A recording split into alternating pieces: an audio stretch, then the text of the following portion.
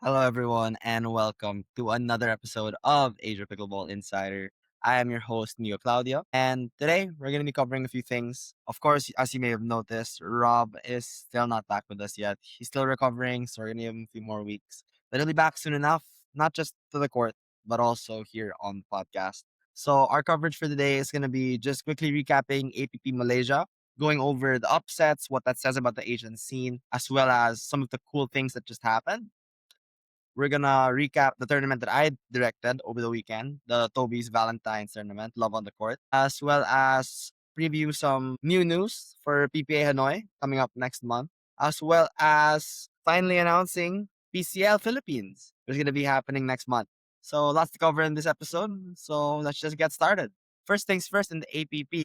First off, I just want to give big props to the APP, to the GPA, running a very successful first event here in Asia.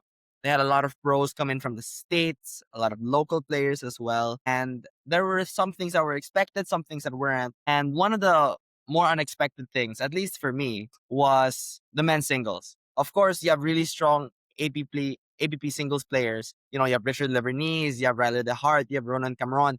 But in the finals, it ended up being very familiar matchup for a lot of other Asian tournaments. It was Jack Wong versus Phuc Nguyen. So we had a sports predict market last week on whether Jack Wong would make it to the semis. And lo and behold, he ended up making it all the way to the finals. So shout out for him.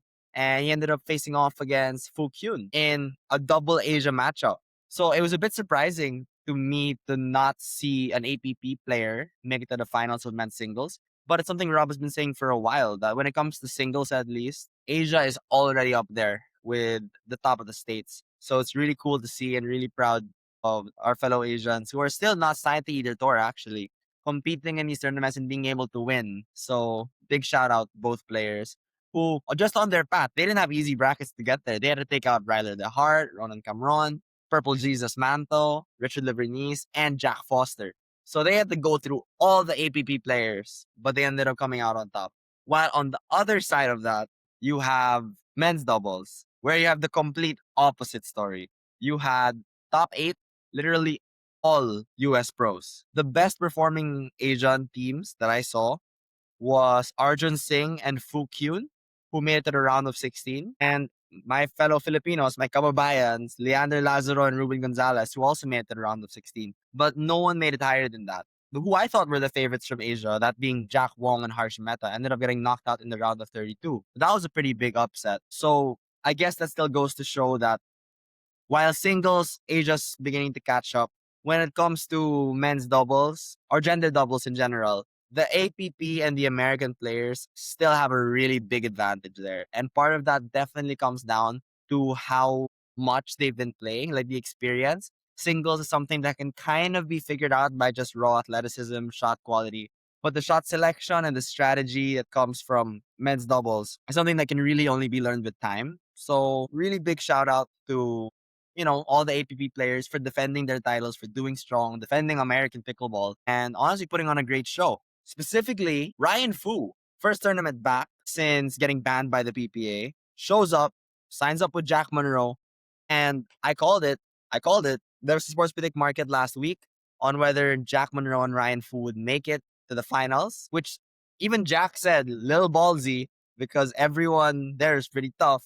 Lo and behold, they didn't just make it to the finals, they won the whole thing. So you better be sure, you better believe that I got that market. On top of that, just goes to show how strong some of these PPA, how goes to show, PPA lost a good one with Ryan Fu. That guy is a star. He's going to keep showing up. He's going to keep becoming a better player. And it's going to be exciting to see where he goes from here, especially if he competes more around Asia.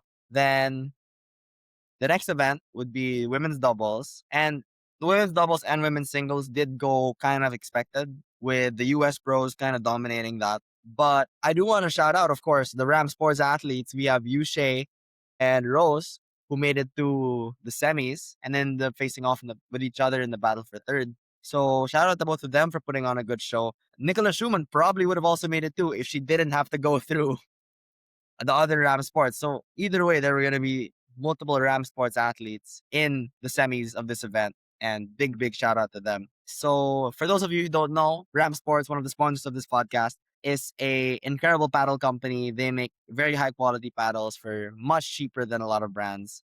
They are based out of China. That doesn't mean the quality is any worse. Rob uses them. Ton of other players, Rose, Yushay, a lot of the players we talk about on the podcast use Ram Sports paddles. They also make super cool apparel, and they also one of the biggest court developers in China.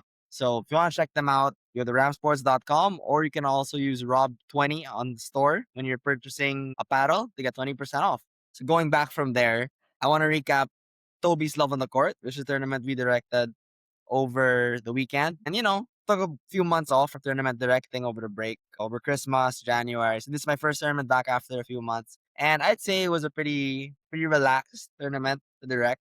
It was pretty simple. We got 24 teams, all couples who played in mixed doubles matches the whole day to see who would win a free trip anywhere in the Philippines. And, it made for a really fun event. Everyone was super, super nice. And overall, it went really well. There was a team that came in as the favorites because we did market the event as amateur only, which I think is a good thing. I believe more and more people will start doing because at this point, with the ratings not being fully fleshed out, like not enough tournaments, not enough clubs are implementing duper games into their open plays, into their club tournaments, which makes it so people's ratings tend to be skewed one way or another, or they're not high enough reliability. So until that happens, it's really, really difficult to do divisions because it's always going to be subjective until an objective system is made.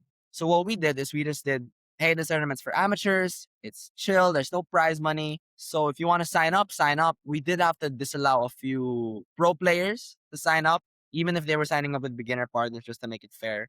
But one couple did join who have won an advanced mixed doubles tournament, but they weren't pros. So they signed up, they played, and lo and behold, in the finals, it was actually an upset. Since it was one game best of 15, it was really one game first to 15. It was really tight, but actually a different team came out on top. So I just want to congratulate the actual winners, that being Rolando de la Cruz and Genalyn Quezon. They came out as the wild cards in their group, not even being the top seed. I don't know what it is about Mall of Asia, but that mall just makes me not do math well. I actually, Steve, well, for those of you who don't know, there's a famous Miss Universe here in the Philippines where the announcer was Steve Harvey, and he ended up saying the wrong country as the winner and then changing it 5 seconds later. And the Philippines was involved in that. We were supposed to win. He said the wrong name, and then he like, oh wait, sorry, it's the Philippines. So it's a really big deal here in the Philippines. So whenever someone messes up announcing something, saying the wrong winner, to Steve Harvey. So I ended up doing that, announcing the wrong team as the one of the wild cards. But luckily they were able to correct me right away. And good thing they did because they ended up winning the whole tournament and now get a free Valentine's flight with each other. So congratulations to them. Hope they enjoyed. Hope everyone enjoyed actually. And I hope we're able to do more of these amateur tournaments because at the end of the day, pickleball, while we tend to focus on the pro scene, tend to focus on the top level, pickleball is still 99% amateurs playing. So if we want to help grow the sport, these amateur tournaments are what we're gonna have to do. So really grateful for this opportunity. Thank you so much to SM for allowing us to do a tournament like this. Not the usual high end stuff that we tend to do, but grateful that we got to do it regardless. Which brings us to PPA Hanoi.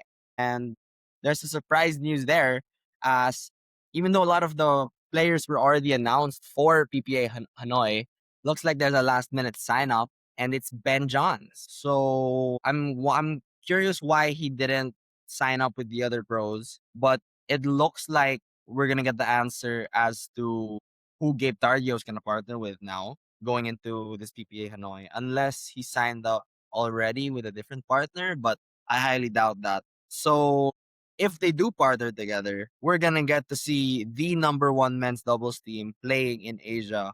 Because last year, even with all the PPA Asia events, it's really easy to say, oh, the US pros were taking it easy because they weren't with their real partners. They were just doing it like an exhibition. They were playing with whoever, which I get. But if you actually watched how they were playing and saw the events, they were not taking it easy. But now, here's the time to prove everyone wrong. This might be the most important tournament in regards to seeing Asia's level, especially to see if any Asian teams can take a game or let alone a match. But we're starting with a game against the world's number one mixed doubles, men's doubles team. So the tournament is gonna be happening at the start of April. So it's a few weeks away, but that's gonna be a very, very exciting tournament to watch. Then finally, again, short episode. It's hard to talk for 20, 30 minutes by myself, but Rob will be back soon. So I will have someone to deal with all my yapping. And that last topic will be PCL Philippines. So this season's a bit different. I'm only handling PCL Manila. That's going to be happening in Mega Mall. And it's going to be very, very simple. Just a few teams, all 19 under. So it's going to be really the young players of the Philippines who get to play, who get to compete, who get to show off their talent, their raw talent. And, the winner is going to get sent to China. But on top of that, there's also two other legs being run by some of our friends, our other tournament director friends. And those are going to be in Davao, which is in the southern region of the Philippines, and Cebu, which is in the middle region. So, some Philippine geography really quick. You have Luzon, which is the area up here. This is where Metro Manila is. This is where I am as well. You have Visayas down here with Cebu and a few other big cities, and then you have Mindanao down here. So we have one in each region this time. So really, really excited to see the Philippine teams as well as some of the secret teams over in the province because most of the time we're watching the pros here in Metro Manila. But whenever they travel to the province, there's always this sneaky team, sneaky retired tennis player, sneaky player who's been playing with just a group of friends who somehow ends up being an incredible natural talent. So can't wait to find those diamonds in the rough through this tournament, not just for the Philippines, but for Asian pickleball as a whole. So super, super excited for that. That's going to be happening this March in just a few weeks. So if you want to sign up, feel free to reach out to us and I will hook you up with the PCL Philippines team to help you sign up. Or if you're here to support, there's going to be a ton of other teams who are going to sign up. So come visit us at Mega Mall. Final dates will be announced soon. And yeah, super duper excited for that. So that's about it for this week's episode of Asia Pickleball Insider. Thanks so much everyone for watching. Appreciate you all. Don't forget to like, subscribe, and share. And tune in next week where hopefully Rob will be back and we can be Asia Pickleball Insiders again instead of just me. Thank you so much, everyone. That's all for this episode. See you next time.